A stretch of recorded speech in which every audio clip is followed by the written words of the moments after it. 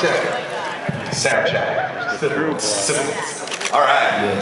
So, let's dig right in because this 30 minutes is going to go fast, and I know you have a lot of stuff to show us. So, Peter, I wanted to throw my first question out to you there really quick. I've been really lucky enough that I have been following this film since I think almost the inception. I went down to a destroyer with you in San Diego. You toured us around with me and started shooting.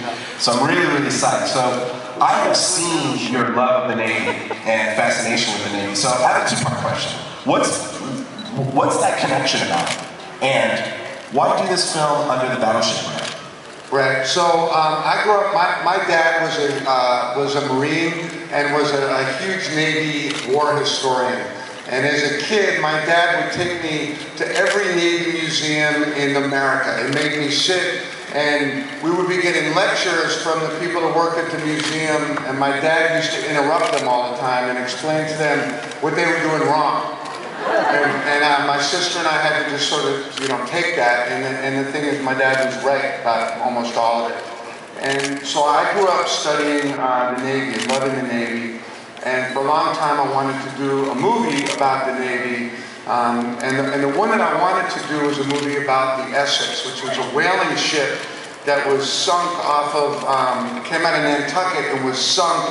And that was the ship that Herman Melville wrote Moby Dick about. There was this real cool story about these brave men that would go out and fight whales. But the problem is that the boat got sunk and all the men had to eat each other to survive.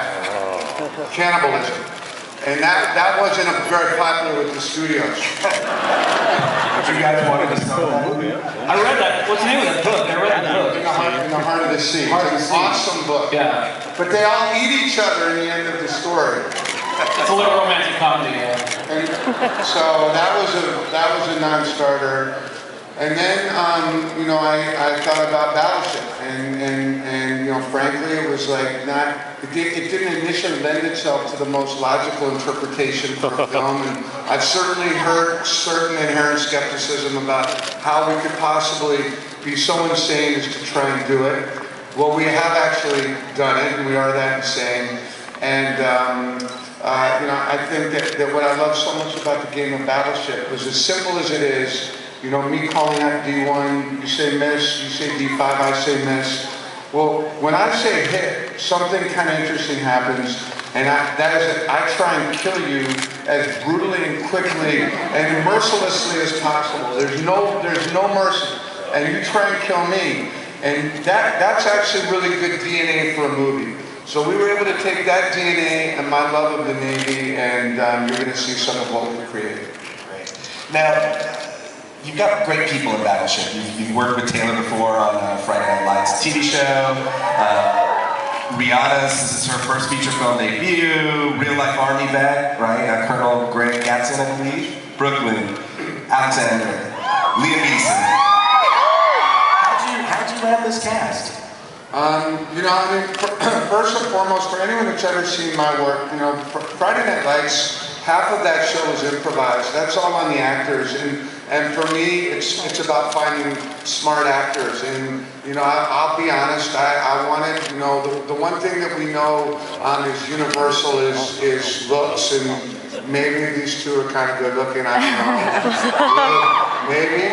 But what I find so awesome about both of them and Taylor Kitsch is that they're actually really smart, complicated actors. And Brooklyn in particular, coming from the deficit of this physical situation, and having to prove herself as someone that's really capable, and we put her through the paces, and she came in and auditioned and improvised and cried and screamed and yelled. And 5 times. 5 times, and earned it. And so, I'm just lucky to have great-looking, really talented actors. Great. Well, one of the things that